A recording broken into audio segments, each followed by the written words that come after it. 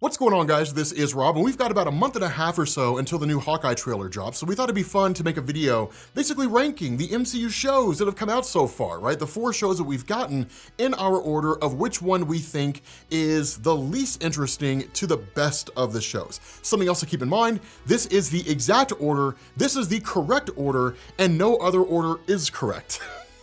I'm just messing with you guys. Although I know some of you guys are gonna post your comments believing that. This is my order. And it's the correct order. And anybody who agrees with my order is wrong. So let's get right into this, right? So coming into the number 4 spot on this, and I feel like we need a ranking system here or some kind of a rating system. So we'll call the rating system Geeks, right? We'll use our little Geek Culture Explained logo, right? I think that'd be kind of cool. So editor Alex, make sure you put that in there. Coming in at number 4 with, I don't know, pick a lower arbitrary number, 4 Geeks, Falcon and the Winter Soldier. So Falcon and the Winter Soldier was okay, right? This show was interesting enough. It was interesting enough to keep me coming back every week, but it wasn't like the coolest thing there ever was, which is kind of surprising coming off the heels of WandaVision. Now, something that I do recognize here is I know that they had already essentially finished Falcon and the Winter Soldier, or were for the most part done by the time WandaVision finished. So it's not as though they had just started the writing process for Falcon and the Winter Soldier as WandaVision was finishing, and they could take those compelling themes from WandaVision and roll them over into Falcon and the Winter Soldier. And even if they could have, I doubt they would have. Falcon and the Winter Soldier was a straightforward show. It was not messy, it was not fussy. There were no real twists and turns. And I think that is ultimately what took away from it. That with WandaVision, it was really exciting. We'll talk more about that here in a minute, but with that show, it was exciting. With Falcon and the Winter Soldier, if this show was a road, it'd basically be a road in Kansas that goes straight for like 80 miles. And there's a couple turns here and there, enough to make you wonder what's on the other side of that turn, but not enough to really be surprised by whatever happens to be there, right? I mean, you kind of know. So there were a few things that I thought were interesting. The idea of the power broker. I didn't see the idea that like Sharon Carter was the power broker as being a big plot twist. I thought it was cool. But at the end of the day, when it comes down to that show, it was the closest we got to a Marvel Cinematic Universe movie in TV form. Was it entertaining? Yes. Do I consider it to be the best of the MCU shows so far? No. It was just a cool show that we watched for a while we were just basically waiting for Loki to come out. And that brings us into number 3, coming with, we'll say like 4.5 geeks. What If? Now, I still stick by my statement on the What If review that I did yesterday or the day before, whenever it was, right? Like, no amount of YouTube comments is gonna change that. Sorry about your luck. I thought What If was okay. Was it a show that was fun to watch? Yeah, sure, I had a great time watching it. Was it a show where some of the episodes were just absolutely phenomenal? Yes, definitely. Was it a show that I felt like what happened over the course of the entire series matters? No. And again, I stick by my statement that if the What If season finale had had some kind of a tie-in to the MCU, if it had invoked something of the MCU, that the watcher had basically kind of been there watching everything unfold with regards to some of the events or any of the events in the main Marvel Cinematic Universe, if we had some reference to Loki or Kang the Conqueror or the Living Tribunal or any number of options that we could pick from that would have said, hey, like this is going to continue on in some form or fashion into the future of the MCU, possibly tying into the events of Doctor Strange 2 or something along those lines, that would have been interesting. That would have been cool, right? Like Wanda from the MCU, from WandaVision, just comes flying through at the end of like the post-credit scene, right? Like she wipes out a world or something like that, or destroys, again, I don't know, destroys the whole universe. Who knows, who cares? But if there had been some kind of a tie-in to the greater MCU, it would have given the show significance. Such as it is, if I were to have never seen this show, it would make no difference or have any kind of bearing whatsoever on anything regarding the MCU. And that's what disappoints me the most, is because when it comes to the Marvel Cinematic Universe, as far as my theories go, anybody who's been on this channel long enough knows, I don't care if I'm right or wrong. I just like theorizing stuff. It's cool if I'm right, that's awesome, but if I'm wrong, who cares? I had a great time doing it.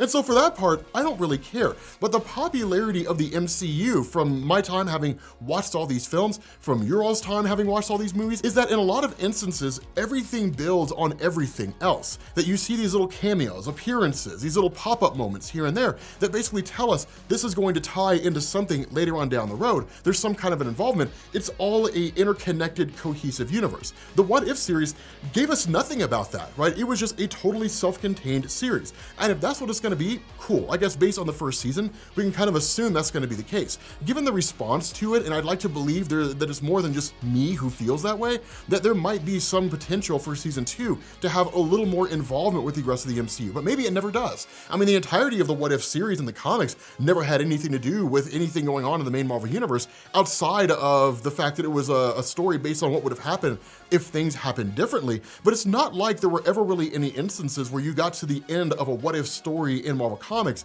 and it ties back into the main Marvel Universe itself. It doesn't usually happen that way. I mean, I guess maybe a couple times it does, but not on any real level of regularity. So I guess it does make sense given the What If show that it would be totally self-contained, but the fact that it was self-contained and isolated disappointed me, right? Having said that, just because of the fact that we got to see like Marvel Zombies, which was amazing because we got to see the whole story of like evil Doctor Strange, right? The whole thing with like Ultron taking the body of Vision, getting the Infinity Stones, just those 3 episodes right there are what put What If ahead of Falcon and the Winter Soldier. If those episodes didn't exist, this would be all the way down to the very bottom. But having said that, giving this thing like 4.5 geeks, and we're gonna call it a day. So that moves us into number 2, which is WandaVision. And I'm sure a lot of people would be like, what? That's ridiculous, right? Keyboard warriors furiously typing away at their keyboard, just raging in YouTube comments. I'm sorry. WandaVision was a cool show, and in reality, it's kind of hard to find any real faults in the show, but there are a few here and there. Most notably, and most obviously, the first couple of episodes. They were a bit too slow. It started off a little too slow for its own good and actually drove people away. One of the most important things you learn by being a YouTube content creator or anybody who creates any kind of content in the digital or analog space is that you usually have about 5 seconds to catch people's attention at the beginning of the video. If you don't get it, most people are gone. When it comes to TV shows, you get about 1 or 2 episodes. If you can't catch people's attention in 1 or 2 episodes, they move on to something else, right? People's attention span is exceedingly short in this day and age because there's just a huge influx of stuff out there that's pulling their attention in different ways, right? So we are long gone from the days of like the 1980s and Cheers, right?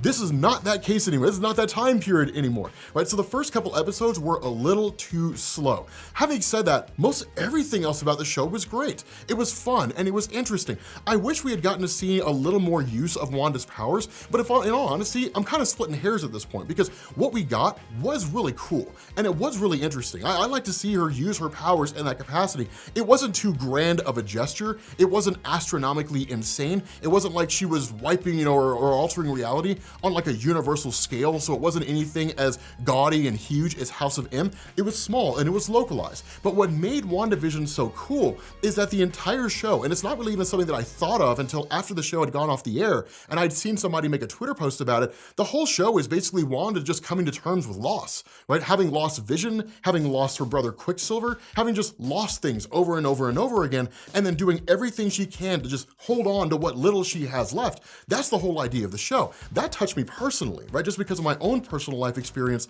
and the losses that I've endured. And so I totally understood where that came from, and I loved that whole thing. The one thing that holds this show back from taking the #1 spot, right? The one thing that holds this show back, and I know I'm nitpicking here, I don't care. The engineer should have been Adam Brashear. It absolutely should have been Adam Brashear. There's no reason it shouldn't have been him, right? Adam Brashear is amazing. I love the character of Adam Brashear, and I will hold that against a show, right? Let me tell you something, I'm petty. I will name names, right? If a show does something that that I'm not a big fan of, like the engineer should have been Adam Brashear, oh, I'll hold that against the show forever. Let me tell you something, man. I wouldn't say WandaVision's name is mud in my book, but like that should have happened, and I'm gonna hold that grudge against WandaVision forever. You can be mad at me all you want to. I don't care. That's just the way it is. I'm gonna hold that grudge, right? But that's like the one thing that kept it taking the #1 spot. Now, having said that, I'd give it like a solid 4.9 geeks, right? I mean, this thing's almost perfect. But the #1 spot, as you guys know, belongs to Loki. This was a phenomenal show. Loki nailed every single mark along the way. I loved this thing, right? One, because of the way that just Tom Hiddleston plays Loki, but two, it didn't rely on a lot of the tropes that we know of with Loki. I mean, to a degree it did, but that went out of the way with a quickness, right? In episode number 1, that was done, because that was my fear. My fear going into the first episode is, oh my God, it's basically gonna be Loki from like Thor or like from Avengers, where he's basically just kind of a goof who's a little bit of a dick sometimes, and he does like an occasional nice thing. That's just gonna be this whole show. No. I love the way they handled that, right? Where he had like he went back and watched his own future and saw that like because of his actions, he gets his mom killed. That right there was the turning point. And then you got to see the serious part of Loki, right?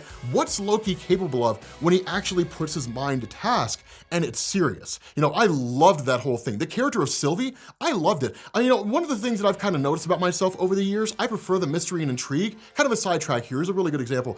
Do you guys remember the show Heroes back in the day? Heroes was an amazing show. I loved the character of Sylar before they developed him. I loved him when he was just this shadowy guy who was going around killing people with superpowers and then stealing them, right? And then collecting them. I love that when he just had like his hat forward like that. You could never see his face. He wore like a black trench coat. It was weird that he made lockers fly off the wall and attack Peter Petrelli, but still, you know, I loved that whole element. For some reason or another, and I don't really know why, I prefer it when like the main villain is just kind of a shadowy, you know, mystery figure, because there's no real identity to find there. And a lot of it's probably because my imagination can just run wild. And so while I wasn't really huge on the idea of Sylvie actually getting a face and getting a name and getting a backstory, I do think that the story that we got was cool in relation to the fact that the TVA usually causes their own problems, right? That they can create a lot of issues for themselves, and Sylvie was a perfect example of it. Having said that, what I think really puts Loki over the top, as cool as the stories were, and as awesome as a lot of the fight scenes were, and as fantastic